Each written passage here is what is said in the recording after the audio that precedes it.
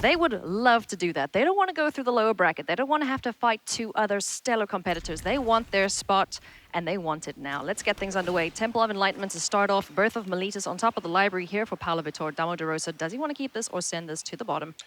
It's worth a thought. I think he's happy sending this to the bottom. I mean, and it's fun, right? Because on the first play of the game, Temple of Enlightenment Scry, automatically we have a decision point for Paulo and if he wants to keep this up or not. Now, he can play this on the second turn. That'll yield a 5th land drop for the Elspeth Conqueror's Death that's in hand, or that's a discard for Thirst for Meaning. However, it looks like he's going to put it on the bottom. We're going to head back to Marcio, play a Fabled Passage, and now, most importantly here for Paulo is that he does have an answer to Teferi in hand in that copy of Dovin's Veto. So it's a really good hand here for Damo da Rosa. Yep, looking good so far. Teferi, Time Reveler, Elspeth Conqueror's Death, Thirst for Meaning, and Dovin's Veto in hand for Paulo. On the other side, Marcio has Teferi as well. He's got 2 copies of Bone Crusher Giant, Fires of Intervention, and Dream Trawler. Interested to see how that card works its way into the equation and if it's going to be a game finisher that we've come to see from it in the previous games.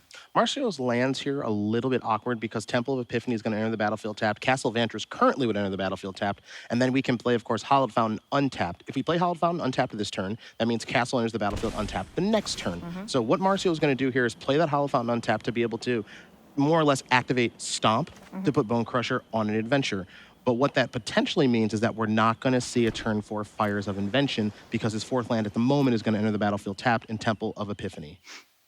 As you mentioned, Stomp is going to get 2 points of damage into Paulo, going down to 18. The draw off the top is Cavalier of Gales. So if you're Marcio here, you have to go with the castle, and now you want to play one of your 3-mana spells. It could be Teferi, but it looks like it's going to be Bone Crusher Giant. Now, for Marcio, next turn, he would love to draw a 4th land that enters the battlefield untapped, but if he doesn't, he does have things to do with another copy of Bone Crusher Giant and a Teferi, so not the end of the world, but ideally, if he does peel off a land that enters the battlefield untapped, we might see his namesake enchantment be placed on the stack. Thirst for Meaning for Paulo discards the Birth of Miletus, draws 3 cards. Temple of Enlightenment is going to enter the battlefield.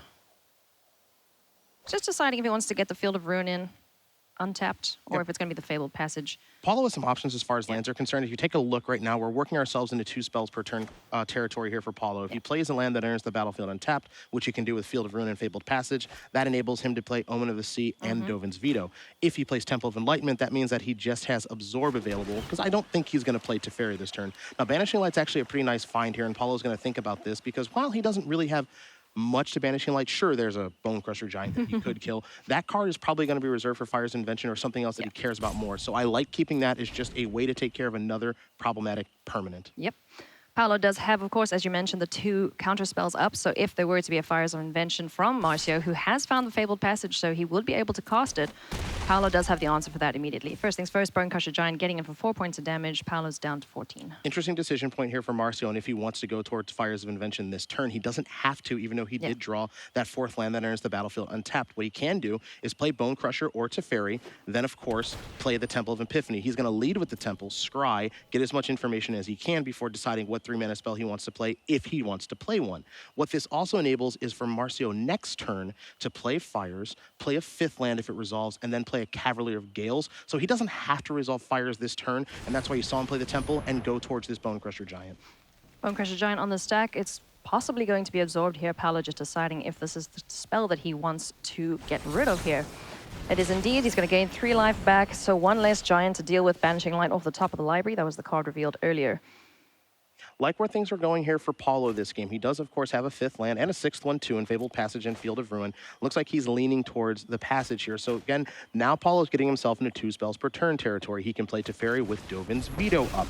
So, he's going to play the 3-mana Planeswalker. Looks like he's going to bounce the Bone Crusher Giant. This will yield him a card, give him potentially another decision point, another copy of Omen of the Sea, play your land, leave up Veto or Omen. Things are shifting Paulo's way right now. They are at that. So Carvalho does have answers to Teferi. He can Bone Crusher Giant stomp it, but his own Teferi is likely not going to resolve, as we can see that there's a Dovin's Veto in Paulo's hands. So interesting point here for Marcio. He's got options, just has to figure out what he wants to do. Now, note in this matchup, Fires of Invention is a deck that plays on its main phase. Yeah. It's a very sorcery speed, on my own turn deck. It doesn't really have any instant speed interaction. So the fact that Teferi shutting that off doesn't really matter. What Teferi's going to do for Paulo in a lot of these games, it just bounce something, draw a card. It's probably a Planeswalker you care about a little bit, so perhaps we'll see a Stomp to kill that.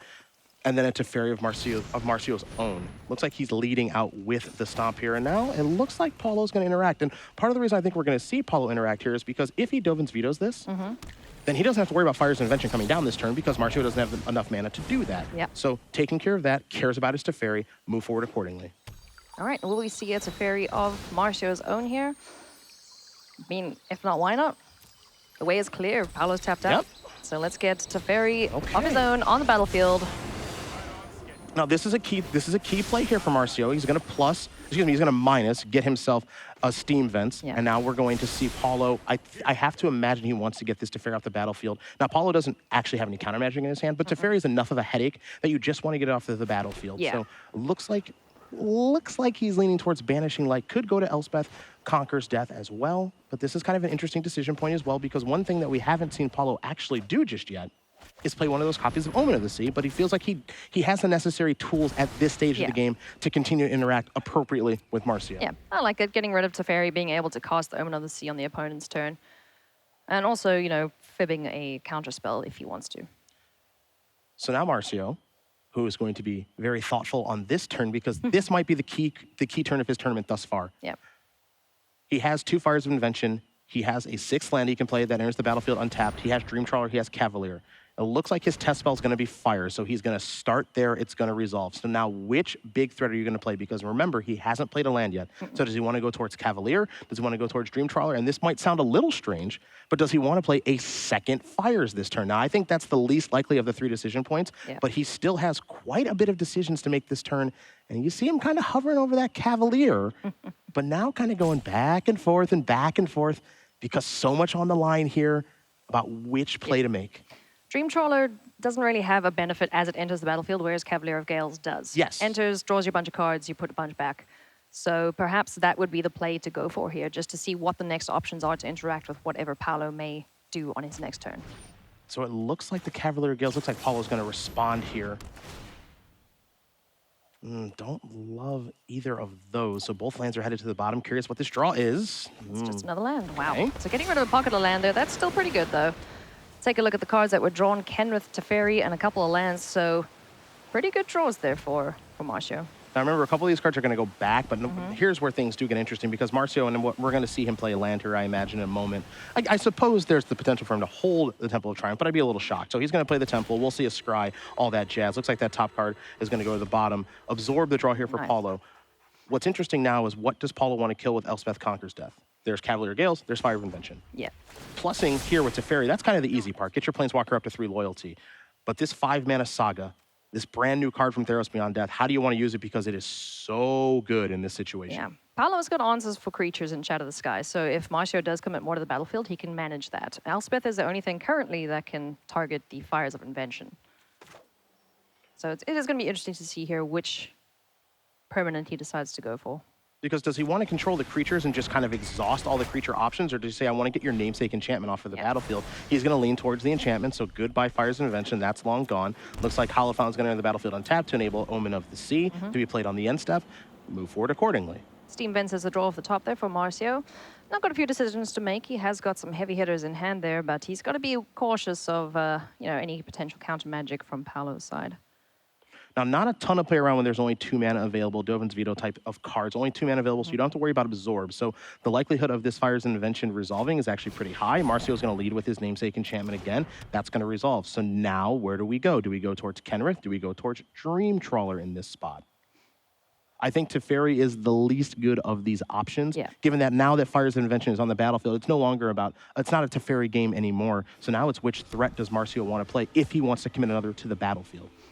Is it more beneficial to get Kenrith down, give the creatures haste, get in for 10 damage, or try and hope that there's no Shadow of the Sky, play your Dream Trawler and go from there? Well, actually, this is an interesting little decision point here. He's going to go towards Teferi instead of another one of those threats. So it looks like he's sandbagging a little bit with Kenrith and Dream Trawler. Maybe the thought process here is I can get my 5 points in with my Cavalier of Gales, and then you Shatter the Sky, you do something to kill my Cavalier of Gales, and then I play Kenrith plus Dream Trawler on the same turn, give them both haste, and try to kill you all in one fell swoop. Yeah, I like that plan for Marcio. So another Shatter the Sky. He can play this at instant speed. Well, not anymore, because Teferi's on the battlefield. So that's a good way to protect your creatures against an instant speed Shadow of the Sky. Okay, so Teferi gonna bite the dust. Very interesting game. You saw Marcio put a huge priority on getting Teferi onto the battlefield. Yeah, because now basically Paolo's hand is shut off. He can't. Oh, can he shatter the skies? Well, he can still shatter the sky. He can't do it at instant speed, of course, but he can still cast that card, kill the Cavalier of Gales.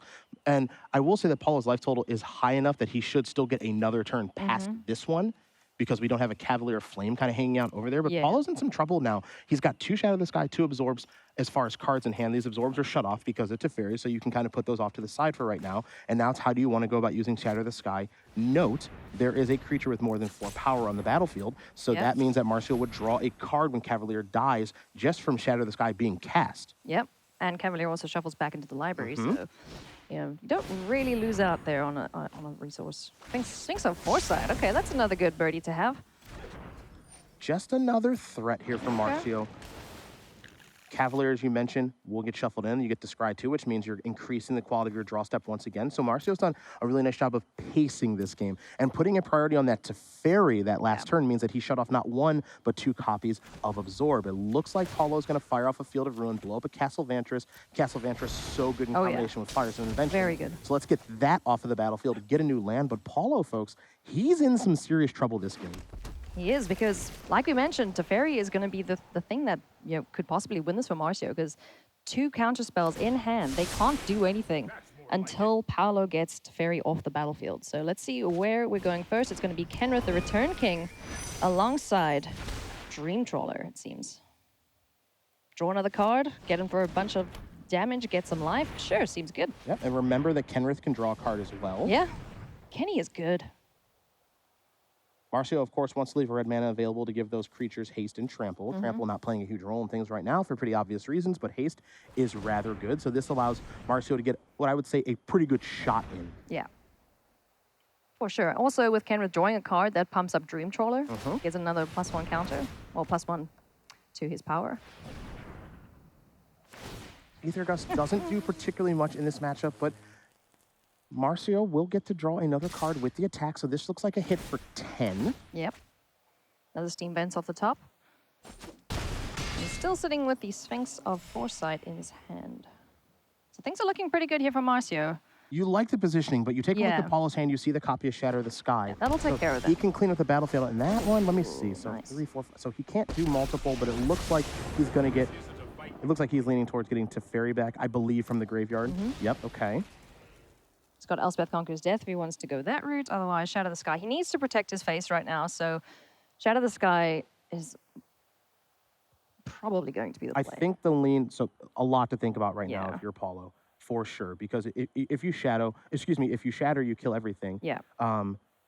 You can... Let's see. So there's also the bounce with Teferi here as well. This is kind of interesting for Paulo. He's got a lot of decision points. One, on what to bounce with Teferi, or if you're going to plus Teferi, but you have an opposing Teferi on the battlefield. So that may not be ideal. These Absorbs are still shut off. And you don't have the ability with... He only has 7 mana. You don't have the ability to play Elspeth Conquers Death and Shatter the Sky in the same turn, because that would be the ideal turn. So he's not in double spell territory with regards to those 2 very powerful white spells. So now, where does the Hall of Famer go here? Just taking his time. There is obviously a lot on the line here. The title of World Champion, $300,000. If the players take their time, you know it's for very, very good reason. So Teferi's going to minus. We get a card off of his minus ability, returning Omen of the Sea to hand. It's a Castle Ardenvale. So there's another land. Doing a quick count there, seeing if he can play multiple spells per turn. Okay, so he has to play Omen of the Sea now because Teferi's on the battlefield on Marcio's side, so he has to play on his turn. Looks like we're going to put 2 lands to the bottom. Mystery card coming. Still another land. Okay. So now it looks like he's going to shatter it up. So the fear right now is if Cavalier of Gales rolls off the top, this game is over. Or excuse me, if Cavalier of Flame rolls off the top, the game is over. Kenrith is also a game ender. He's got 2 draws, so let's see. Kenrith is also going to just activate there, gain some life. Drawing a card, it's Castle Vantress. 1 more draw here. He has game winners in this spot. He does. What does he find off the top of the library? Hey, there it is. There we go. So Kenny is going to get in onto the battlefield unanswered. Haste, 5 points of damage. He picks up the first win against Paulo Damo da Rosa. Congratulations, Marcio. Game 1 goes to you. It is a tough game one matchup, but he got Teferi onto the battlefield, mentioned that was a key card in game number 1 of competition, and he put a real priority on that one turn with Fires of Invention of actually deploying that as opposed to another threat. Teferi did a beautiful job of protecting him around those absorbs that were in Paulo's hand, and you see the power of Teferi in these games. Paulo, when he goes to sideboard, is going to put a priority on being able to stop that from entering the battlefield. It's so powerful in this matchup, and you just saw that on display in game 1.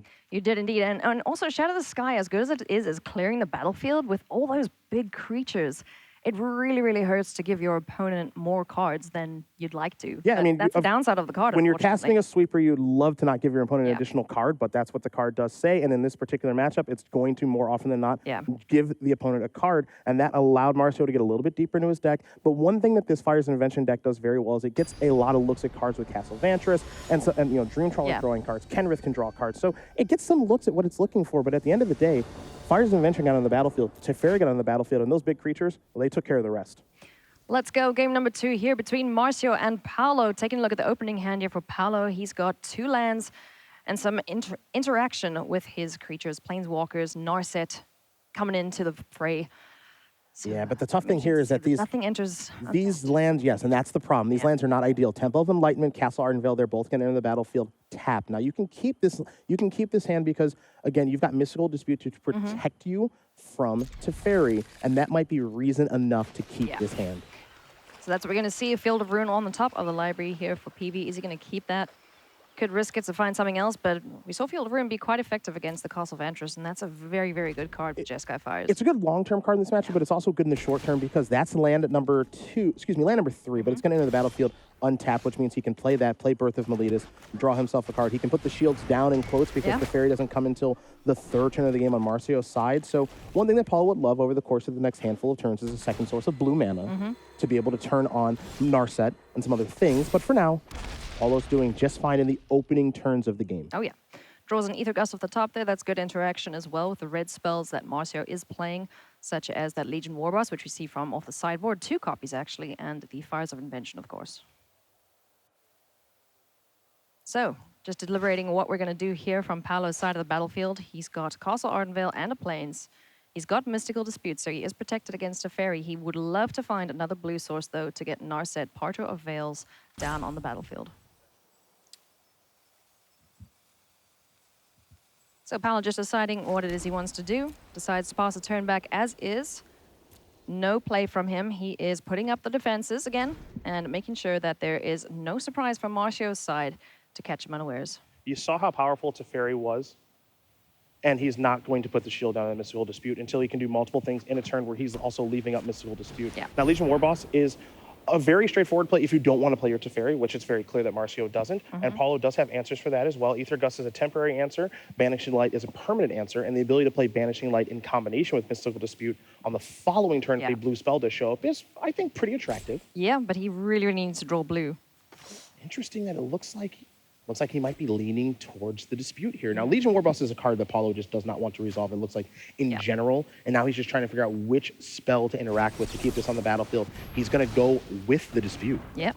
Marcio is also in the situation where he needs to find another source of untapped mana so Teferi can come down on the battlefield and he can protect it against anything such as Banishing Light.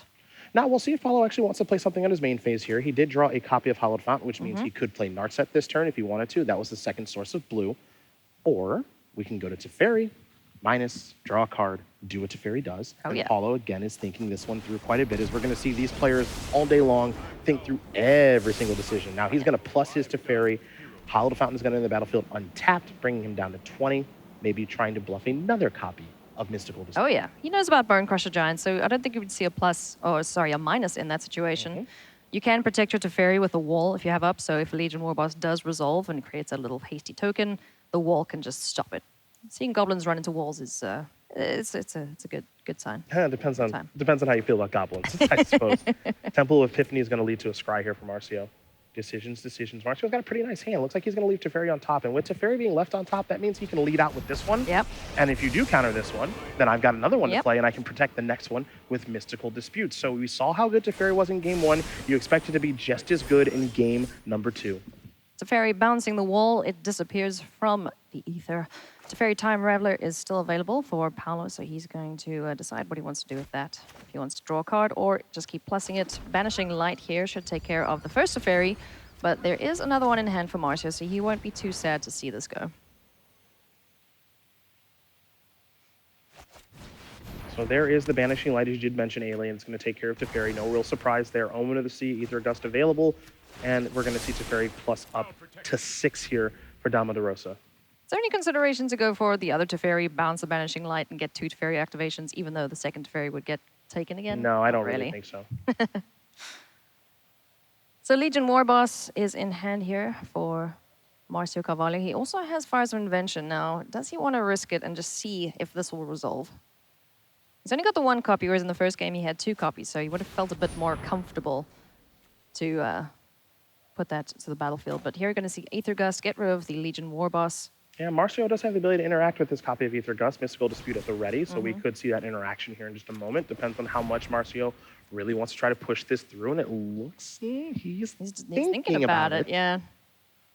Does he want to put a priority on getting this onto the battlefield as opposed to something else? I mean, Legion Warboss, if it gets going, it's really, really tough to beat. It just applies so much pressure, so... That's notable that he elected not to fight back that turn. He had the opportunity to. We all saw it. He chose not to, and we head back Paulo's way. Yep. So he values the rest of the cards in hands, wants to rather keep them safe from any counter magic from Paulo's side. Omen of the Sea looks to be the card that he's going to this turn. Looks like where he's thinking about starting. Okay. There's another Omen of the Sea and a Hallowed Fountain off the top of the library there. So where does he want to keep that? Omen of the Sea has been a pretty good card for the Azorius Control. I mean, this is a huge addition from Theros Beyond Death, Magic's newest set. Just a huge add to these decks, smoothing everything out, looking and helping you find the answers that you're looking for, and that's what Paulo's trying to do with this new 2-mana enchantment. Curious if I could get into Paulo's head about what he is looking for in this situation. It looks like he's going to take a Hallowed Fountain. Okay. Here we're going to see Teferi minus. Going to bring back Omen of the Sea to hand, draw a card. What's off the top of the library? That's an Archon. Ooh, alrighty. So this one's interesting here because Paulo can put the shields down entirely. You can play Castle Ardenvale or Hallowed Fountain, play the Archon, and say, you know what? I'm going to make this game about something else. So I can go to the skies. I can start making 2/2 flyers as well, and I can pressure you where you may not be prepared for me to do that. Yeah, I like it. Let's get this Archon of Sun's Grace going. He's got Omen of the Sea in hand, thanks to Teferi, so he can generate that 2/2 token. And just take over the skies. Now remember, you put the shields down. That means you're giving Marcio the opportunity to throw a huge haymaker this turn. Now, what's the worst thing that Marcio can do for Paulo? It's probably Fires of Invention plus a 5-mana spell, and he's got that rolled up. He drew his 5th land. He did. In the Fabled Passage, you see the fires, and now here comes just Teferi. Oh, so, just like last time, Marcio putting a huge priority on getting Teferi onto the battlefield to open up future turns.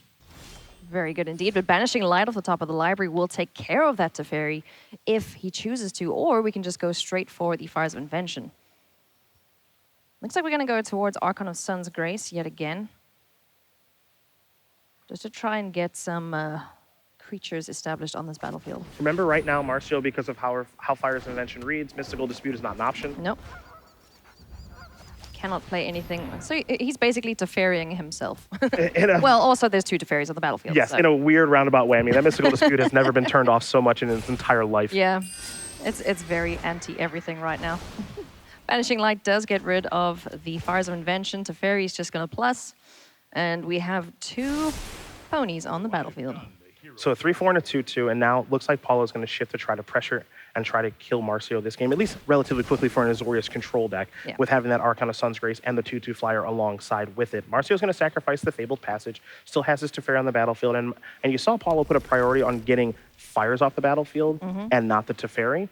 What this means, at least for right now, is that Marcio is still in, looks like 1 spell per turn territory, and so now it's kind of like, okay, well, what big spell do you want to play? Is it Kenrith? Is it Cavalier Flame? Where do you want to go now? Yeah. Teferi at 1 is kind of harmless. You worry when he gets to 3. So these creatures, if they survive, can take care of it. There is obviously a little bit of interaction there with Bonecrusher Giant to get rid of the 1 flyer in the air, but the 3/4 should be able to take care of Teferi. So it's going to be curious to see what he does decide to play here. First things first. Well, let's get Kenrith, the Return King, down on the battlefield. Will he do anything else? All creatures gain haste. All right, where are you going? Yeah, it looks like Off to Teferi. Yeah, Teferi. what these games are about, it's Okay. like this kind of little Teferi mini game that we're playing between both players of I need to kill yours, you need to kill mine. Maybe I want to kill yours this time, maybe I don't. You saw Paulo last turn think that maybe he wanted to Banishing Light the Teferi, but he went with the Fires of Invention. Now you're seeing a double block being tendered here on Kenrith. And with 6 total toughness between the Archon and the token, Kenrith is going to die, and Kenrith can only kill one of these threats. So what this means is that Paulo is putting a huge priority on keeping his Teferi on the battlefield. Oh, man, but little did he know there was another one just waiting in the wings. Well, that's okay. I mean, having a backup copy is never a bad thing. Nope. Teferi is such a powerful card. You don't really mind drawing it in multiples. And now he's got this 2-to-1 Planeswalker advantage. Is now Narset is going to join the battlefield. Another Narset revealed off the top of the library along with an Omen of the Sea. Do we go for a second Narset to keep digging, or do we just go for an Omen to do the same thing almost? Interesting question, because you saw Paulo balance the copy of Omen of the Sea that he had on the battlefield earlier with the Teferi. So does he want another copy? It looks like the answer is yes. He's revealed both of those, so Marcio knows about those. The only card that Marcio doesn't know about, as he loses his Teferi, is the backup Teferi in Paulo's hand. Yeah. So I bet PVD would love to have a counterspell in hand for a lot of shenanigans there for Marcio. He's got the Cavalier of Flame as well as the Bonecrusher Giant, so he's going to have to try and find some ways to deal with those creatures eventually. PV has not activated his Teferi just yet, and he's thinking about maybe playing an Omen of the Sea on the main phase, which it looks like he's going to do right now. So here comes the enchantment. Scry 2. Temple of Enlightenment, Birth of Meletus. Both going to the bottom. Okay, mystery card coming. Should be interesting. Hello, Just Tom. another land. All Okay. right. The next step here for Paulo is how does he want to use Teferi? It looks like he's going to minus. He's going to pick up Omen of the Sea again. We've seen that play before, so we see it a second time. Here we go. Now there's an Archon. That's something to work towards for a future turn because he can't go there right now. Yeah. Getting those creatures in the air and just gaining that life is it's kind of important against this Jeskai Fires deck that can kill you almost out of nowhere if Cavalier and Fires of Invention are down on the battlefield. Well, giddy up, I think. Giddy up indeed. Here comes Cavalier of Flame. It's going to enter the fray, goes unanswered, and it can discard as many cards as it likes to draw that many. And we're not going to see any there. Now, the problem with the drawing is because the Narset's on the battlefield, Yep, so not going to be able to draw any additional cards. So Curse what you, this is Narset. just a very expensive haste creature that's going to go after Narset to be able to turn on future draws here. So you see Cavalier of Flame 7 going over at Narset. Narset's going to bite the dust. So Narset, what I would say is that it accomplished its goal. Yep. It got Paulo a brand new card. It shut off Cavalier of Flames for the turn, and then Marcio had to put his attention towards that Narset. So that's a win for Narset and Paulo. Yeah, very much so. Field of Ruin is going to turn its attention to the Temple of Epiphany. Just get another dual land off the battlefield there. And this turn, we're likely going to see the Archon of Sun's Grace come down. Oh, Elspeth Conquers Death. Yeah, Never that mind. will change some That things. changes things. Elspeth Conquers Death is a heck of a draw step there for Paulo. This is going to give him, again, more decision trees, and sometimes these decision trees for an Azorius Control player can be overwhelming, but not for PVDDR. This is right in his wheelhouse, and now he's got to figure out which lane to take. He can, of course, play Archon. Omen of the Seas, plural, are available. Easy part, of course, is attacking for 2 in the air. I'm always partial to that play. Yeah. And now we'll see. Looks like he may want to go back to the very powerful 3/4 flyer. Now, if he had played that in the first main phase, he would have gotten the 2 life there from the pony that... Very good point. I think maybe Paul will realize that, but he's not going to get too hung up on that, at least for right now. It's all good. He's still at 21. That's plenty for a control player. They seem to be most comfortable when they're hanging around like, 1 life. Bonecrusher Giant getting rid of the offending Teferi, or attempting to at least, but what can we find off the top of the library here with Omen of the Sea?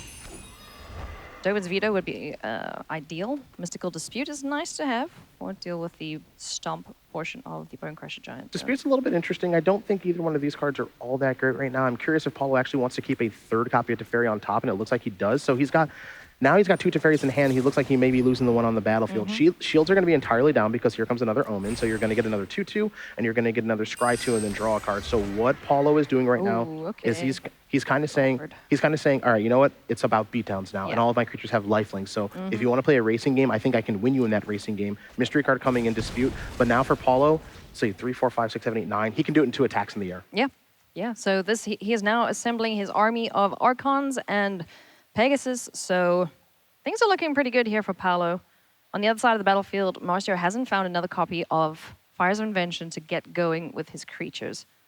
But no Teferi's on the battlefield, so that's something. Yeah, he's cleared up some of the problems, but the biggest problem he's going to have is the fact that he can't really interact favorably with these creatures. So I'm curious to see if Paulo's going to block. I would be a little bit surprised if he does. This would be an attack for 6. There could be some pumping, of course, with the Cavalier, but Paulo can race back in the air with lifelink, and we can kind of do that dance, and that favors Paulo in a huge, huge way. So if there was an advantage bar, very much going towards Paulo Vitor. Absolutely, absolutely. And Paulo's hand is incredible, by the way. He has access to double spelling next turn with Elspeth and Teferi. Can leave up Mystical Dispute as well. Dispute is not an A+ right now, but it is good to have in the holster. I think advantage heavily in Paulo's favor right now to tie this matchup up. One apiece. And you know what? I'm quite happy with that, because if I can see these players play all day, I would very, very happily do that. Oh, you and me both, trust me. It's a masterclass when you watch players of this caliber play. Paulo Damo da Rosa, Marcio Carvalho, both very, very successful players. Elspeth Conquers Death is going to possibly be the play here to get rid of Kenrith or the Cavalier of Flames. So let's see who he goes towards. This will also generate another token in the air. So just adding to his defense and offense does Paulo Vitor. Quick check to see what we're going to kill. Looks like we're going to go with Kenrith. Let's get that off the battlefield for good. Kenrith's ability to gain 5 life right now in a racing situation is a bit of an annoyance as well. Now here comes Teferi. Beautiful turn here for Paulo. He gets to use all of his mana. He gets to minus. Goodbye. It looks like Cavalier. Draw a card. And we're going to get to see probably an attack here as well from Paulo. I wouldn't be surprised to see them all. Love that attack all button, as you know. Big red button. We like that. Has enough life at 24 to fall down to 22. Leave Dispute up. And I think it might be time for that third one. I think it's time to almost go to game number 3 here between these two players. Cavalier of Flame comes down onto the battlefield. He's going to discard a few cards, it seems, see what we draw off the top, but you got to think it's a little too late here. That's a Cavalier of Gales that would be useful in the air as a defense, but yeah, things aren't looking good here for Marcio at the moment. Another Elspeth Conquers Death off the top of the library. Just swing all, let's go into the red zone, and we're going to game number 3. Congratulations, PB. We're all tied up, and the fans here, they do love it. They want to see a third game just like we do here in the booth, just like everybody does at home. We want to see the best play as many matches as we can, and that's what we're watching right now in front of us. We are in the top, the winners. If whoever wins this third game, moving on to the grand finals. Now, if I'm Marcio here, here's what you learned in that game. Paulo has loaded up on Archon of Sun's Grace. Is there anything that I can do about that? Because what Paulo did a nice job of there is he said, you know what, I'm playing control, all right, I'm shifting to aggro. And he's built his deck for the sideboarded games, at least for that second one, to say I can shift and I can try to kill you pretty quickly. And you're pretty weak against flyers, especially those that have lifelink, as you saw over the past couple of turns. And Paulo put a huge priority on getting Archon of Sun's Grace onto the battlefield. Now, what does Paulo change here? You see some things are shifting between play and draw, but here's what I'll note. As you take a look at the sideboard here, Dovin's Vetoes absorbs in the sideboard. So Paulo, what he's done is he has Mystical Dispute. He has Aether Gust, so he does have some reactive permission, but he's not putting a huge priority on counter spells because we saw in game 1, when Teferi was on the battlefield, those absorbs, those were no good. So what Paulo can do now is say, you know what, let's play more of a main phase game, let's play more of a mid-rangey game, and I'm not about trying to stop you the entire game, but just long enough that I can turn the corner and win with my Archons. Take a look at the opening hands here in game number 3 between these two players. Not a bad hand. Some early interaction with Aether Gust can get rid of Bone Crusher Giant and Fires of Invention. We've got Elspeth Conquers Death for any bigger threats later on, ×2, I should say. Now, what you'll note about Paulo's hand is he immediately puts this plains to the bottom with Temple of Enlightenment that he sought to Teferi this game. Now, does he have Legion War Boss covered? Yes. Does he have Fires of Invention, Bone Crusher Giant, all these red cards covered? He does, at least temporarily with the copy of Aether Gust, but he's weak against a Teferi. Now, Marcio doesn't have a Teferi right now, but if Marcio were to draw the Teferi, would he fire it off? I don't know. We'll see if he draws one. I think if you can resolve a Teferi, you resolve a Teferi. You can certainly try. Bone Crusher Giant gonna get a stomp in there, going down to 18. And you were speaking about Teferi. Look, he showed up on time. It's how we drew it up. Let's take a little look-ski-poo here. What now? All right, well, look-ski-poo it is. We've got Teferi Time Raveler. He's going to be thinking about it. Oh, Dovin's Veto doesn't even come into play here. So he could just run it out and It was all so easy before Marcio drew his card for the turn. Yeah, I'm just going to stomp. I'll play land, play Bone Crusher Giant, easy breezy. Hi, Teferi. Now it got tough because we've seen how good Teferi is in game number 1. Still totally fine as we play that mini game in game 2. But does he go for the powerful Planeswalker? The answer is yes, and it's in there. All right, so Teferi Time Raveler resolves first for Marcio. No answer there from Paulo. What does he draw? That's a Shadow of the Sky, so creatures he can take care of. He needs to find a way to deal with Teferi. So we need a Banishing Light. We need some way to get this Planeswalker off the battlefield. Now remember, as here comes Fires of Invention and Bone Crusher Giant. Oh boy. Remember that Paulo has taken his deck and he has changed it to a deck that does not put a priority on having Absorb and Dovin's Veto. So that means he's changed his deck some to say that if Teferi's on the battlefield, I can still play a game of Magic. But Marcio's draw here of Teferi, Bone Crusher, Fires of Invention, you see the payoff card there in his hand in Kenrith. It's a really, really good. Oh yeah. So we're going to see more of a creature game here. Yes. Oh yeah. So Shadow the Sky, you're not going to want to use that unless you are really, really, really almost dead, because this Archon is just so good at generating more creatures, more blockers, more threats in the air that Marcio can't deal with. Now, the thing that Paulo has done such a great job of, and I mentioned it before, I'm going to mention it again, is that because he shifted his deck to be a deck that doesn't mind Teferi be on the battlefield. It's not ideal. You'd rather it not be there. Yeah. But take a look at his hand right now. Those copies of Aether Gust, not at his best. But those copies of Elspeth Conquers Death, those can catch him up very, very quickly. Yeah. Kenrith is here right now. Absolutely it is. But can he fight back against that? Yeah, he's got an answer in his hand right now. 2 of them, in fact. Yeah, he does. And if you want to count Shadow of the Sky, that makes it 3. So what Marcio knows is he needs a little help, and he's shaking his head because he just drew a Sacred Foundry off that Kenrith draw, and that is not what the doctor ordered. Going to swing in here, going for 9 points of damage. Down to 9 goes PV. This Archon of Sun's Grace will want to take care of Teferi before it can bounce any of his things, leaving him susceptible to the mystical dispute that's in hand there for Marcio. Now, I think what we're going to see is Archon's going to clean up the Teferi. We might see Shatter the Sky now here as well, potentially. But Archon of Sun's Grace is going to do the easy thing first, which is Teferi, you're gone. Where does Paulo go next? Because it is entirely possible that for Paulo in this game, let's say that he kills one of these creatures. Cavalier Flame could show up in combination with Fires of Invention and end the game on the spot. Yeah, so Shadow of the Sky is just a big reset. Marcio gets to draw a card, though, so we could also see Teferi bounce one of these creatures and then Aether Gust to get rid of the Bone Crusher Giant, or just plus Teferi and Shadow of the Sky on his turn. Yeah, there's a lot of different things that can happen right now, and that's why Paulo's turn is going to take a little bit. It's always good to get the easy part out of the way. Yeah. Archon, Teferi, done. Okay, now let's get to the tough part. The land, the Elspeth. Where does the Elspeth go?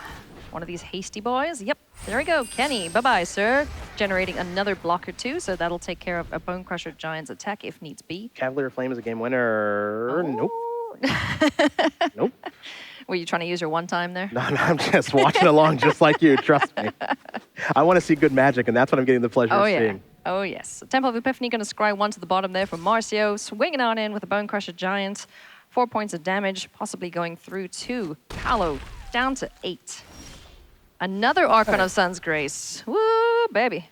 That is worth mentioning very quickly that because Elspeth Conquers Death actually brought a 2/2 along with it, Cavalier Flame would have been good there, but not a game winner. I'll take that back a little bit here because he is generating blockers as well as Paulo, and those blockers do have lifelink. So we still continue to mosey along here for Paulo. Things are going okay. You're seeing, honestly, what you're seeing this game and that last game as well is the power of Archon of Sun's Grace in this matchup. Yeah, it's very good. It checked Teferi. It could have traded with Bone Crusher Giant. It's making blockers with lifelink so we don't get run out of the game. There's a lot of positives to this card in this particular matchup. So now you're going to see Teferi here from Paulo. He doesn't have to play Elspeth Conquers Death. And he's got Aether Gust up as well. And remember, Ailey, that with Fires of Invention on the battlefield, Dispute, it's no good. It's back on now. Oh, yeah. But it hasn't been doing anything the last handful of turns. Mystical Dispute is probably very grumpy right now. It is frustrating. I mean, it's a card that you want to board in. Yeah. But there are spots where it's obviously going to be good. There are going to be other spots where it's absolutely terrible. Yeah. It's a little bit awkward. And also now with the second chapter of Elspeth Conquers Death, any of the non-creature spells cost more. So, a little bit of a tax there on Marcio's mana, which he has plenty in hand. He would like to find some other action, I'm sure. Currently just has the Mystical Dispute along with his Fires of Invention. We're going to see a Gust. Bye. Yeah. Yeah, this one is leaning towards PV again. This shift, this beautiful shift that he has made with the sideboard, where the Teferi resolved. Marcio thought a long time on that third turn about Teferi versus Bone Crusher Giant, right? He got Teferi on the battlefield, and you saw how instrumental it was to victory in game 1. But in the sideboarding, where we saw the Dovin's Vetoes and the Absorbs out of the deck, and Paulo's ability to play more of a main phase game with these Archons and Elspeth Conquers Death alongside the Planeswalkers, he's kind of flipped the script here a little bit and saying, you know what? If Teferi's on the battlefield, it's not the end-all be-all. It's more of an annoyance than an automatic game winner. So things are getting very, very close to a victory here for Paulo Damo da Rosa. Just a reminder, this is the deciding game. Whoever wins this upper finals progresses onto the grand finals and has to wait while the lower bracket gets sorted out to face their opponents. So Things are looking very good here for Paulo Damo da Rosa. Marcio Carvalho needs something amazing off the top of his library to take this away from Paulo. That's a Cavalier of Flame. That is a Cavalier of Flame, and if one Archon's good, two is better, and you can see the copy of Aether Gust here in Paulo's hand. He'll think about if he wants to play this turn. And what are the ramifications of Cavalier of Flame resolving this turn? He can make another blocker if he doesn't Aether Gust it. Omen of the Sea just generates another creature, so his life total is safe. Now you Gust here. Marcio can fight back with Dispute, but ultimately with Paulo at 14 life, I think Paulo actually he can't because of the Teferi. That is it. There we go. Paulo Damo da Rosa picks up the victory. He is the upper final winner, and he is moving on to the grand finals. Is this his year, Cedric? Well, look, Paulo, we have talked about so much. We think about Kai, we think about John Finkel. 1 and 2, who's the best of the two? But always, everyone's been asking, well, who's the third best player in the world? Who's that top 3? It's starting to be PV in that conversation. So many people